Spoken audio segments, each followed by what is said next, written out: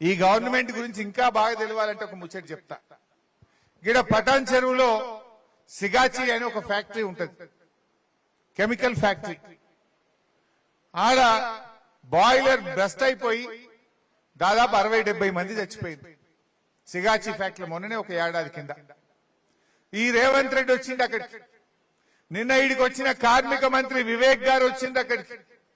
ఈ ఇద్దరు ఆడికి వచ్చి ఏం చెప్పిండ్రు, చనిపోయిన కార్మికులకు ₹1 కోటి ఎక్స్గ్రేషియా ఇస్తామని ఇటు రేవంత్ రెడ్డి ఇటు వివేక్ గారు ఇద్దరు చెప్పిండ్రు.